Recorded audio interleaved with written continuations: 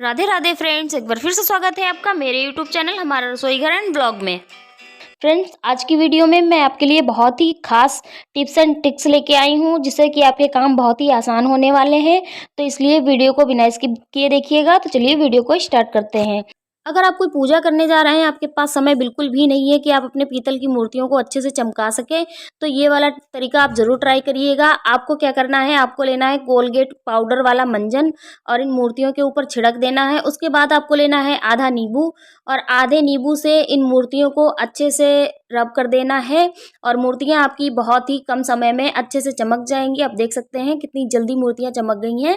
मैं आपको साफ पानी में इनको वॉश करके दिखाती हूँ। ये देखिए, मूर्तियाँ एकदम नए जैसी हो गई हैं। और अगर आपको और ज़्यादा सफाई चाहिए है तो आप एक ले लीजिए ब्रश, जिससे हम लोग दांत साफ़ करते हैं। ब्रश बिल्कुल नया होना चाहिए क्योंकि हम भगवान जी को साफ़ कर रहे हैं। आप ब्रश से रगड़ दीजिए क्योंकि इसमें महीन काम होता है, तो वो भी साफ़ हो जाएगा। तो हम सरसों के तेल में पूड़ियाँ बनाते हैं, बट होता क्या है, सरसों के तेल की जो स्मेल होती है वो बहुत ही स्ट्रॉन्ग होती है, तो वो पूड़ियों में आ जाती है। तो हमें लेना है आधा चम्मच के करीब नमक और उसको इसमें डाल देना है। उसके बाद हमें पूड़ियाँ बनानी है, तो ये जो तेल की स्मेल है ये भी नहीं आएगी पूड़ियों में। और दूसरा फ़ायदा हमारा ये है कि पूड़ियाँ तेल बहुत ही कम पिएंगी। बहुत ही कम तेल में बहुत सारी पूड़ियाँ आप बना सकते हैं। तो चलिए बारी आती है अगली टिप की। फ्रेंड्स, इस तरह के लंच बॉक्स हर किसी के घर में होते हैं। इस तरह के लंच बॉक्स में खाना जब आप रखते हैं तो उसमें सब्जी का ऑयल लीक नहीं होता है।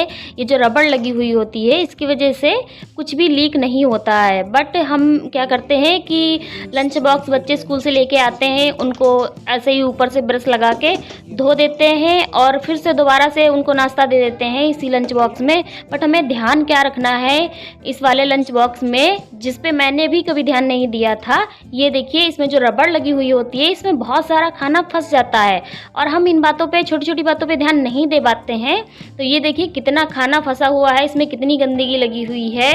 तो इसके लिए हमें करना क्या है, हमें लेना है गर्म पानी और उसमें डाल देना है हल्का सा सोडा और विम जेल।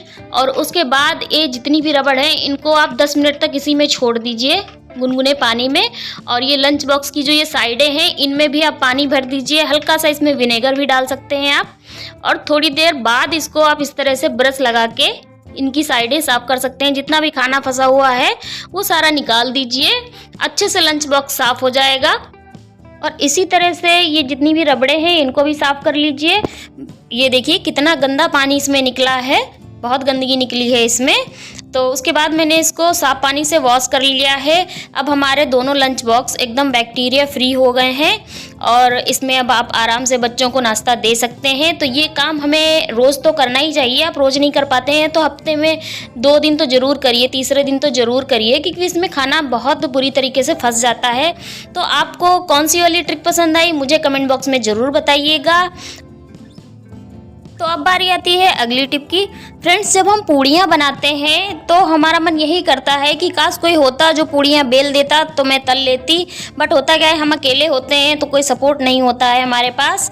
तो उस टाइम पे ज़्यादा प्रॉब्लम आती है जब हम ऑयल लगा के पूड़ियों को बेलते हैं। और अगर हम आटा लगा के बेलते हैं तो जितना भी कढ़ाई में ऑयल है ये सारा जल जाता है, काला हो जाता है, किसी काम का नहीं रहता है। तो कोशिश यही करिए कि आप पूड़ियों को ऑयल लगाकर ही बेलिए। बट ऑयल लगाकर बेलना बड़ा मुश्किल काम होता है। तो मैं पर्सनली अपना एक्सपीरियंस बता रही हूँ। मैं क्या करती हूँ, मैं पहले 10-20 पूड़ियाँ बेल के रख लेती हूँ। उसके बाद मैं गैस को ऑन करती हूँ, फ्लेम को करती हूँ हाई, और 10-20 पूड़ियाँ जो मैंने बेल के रखी हैं वो मैं फटाफट से तल लेती हूँ। उसके बाद फिर से गैस बंद कर देती हूँ। उसके बाद फिर पूड़ियाँ बेल के रख लेती हूँ। उसके बाद फिर से दोबारा यही काम कर लेती हूँ। अक्सर होता क्या है कि जब हम पूड़ियाँ बेलने पे ध्यान देते हैं तो हमारी कढ़ाई भी जल जाती है और जो कढ़ाई के अंदर ऑयल है वो भी हमारा एकदम जल जाता है, काला हो जाता है। कढ़ाई पे ध्यान देने लगते हैं तो हम पूड़ियाँ बेल नहीं पाते हैं, फिर हमारे पास पूड़ियों का स्टॉक खत्म हो जाता है। तो आप ये वाली ट्रिक ट्राई करिए, आपकी गैस भी बचेगी, आपका समय भी बचेगा और आपकी कढ़ाई भी जलने से बचेगी, साथ ही साथ ऑयल भी जलने से बचेगा। तो ये वीडियो आप उन लोगों को ज़रूर शेयर करिए जो कि बिगनर्स हैं और स्पेशली वो बच्चे जो बाहर रह के पढ़ाई कर रहे हैं, अकेले रह के पढ़ाई कर रहे हैं, उनको बहुत प्रॉब्लम होती है इस तरह से पूड़ियाँ बनाने में।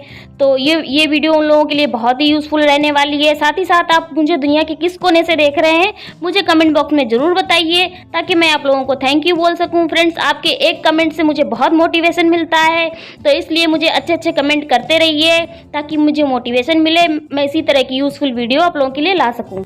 फ्रेंड्स, मेरी अगली टिप है आटे के चोकर से रिलेटेड। हमेशा डॉक्टर्स भी बोलते हैं हमें चोकर रहित आटा खाना चाहिए, बट होता क्या है, अगर हम चोकर रहित आटा खाते हैं तो रोटियां एकदम काली बनती हैं और टाइट बनती हैं, सॉफ्ट नहीं बनती हैं। तो आपको करना क्या है, चोकर जो होता है, चोकर को आप पानी डाल के रात में भिगो दीजिए, सुबह उसको अच्छे से मिक्स करके और उसको किसी बड़े छन्ने से छान लीजिए, और उसका जो पानी होता है आप उस पानी से आटे को गूंदिए। तो उससे क्या होगा कि आटे के चोकर में जितनी भी प्रोटीन और जितनी भी विटामिन, जितने भी पोषक तत्व होते हैं वो सारे उस पानी में आ जाएंगे, और चोकर का जो पोषक तत्व होता है वो हमें मिल पाएगा।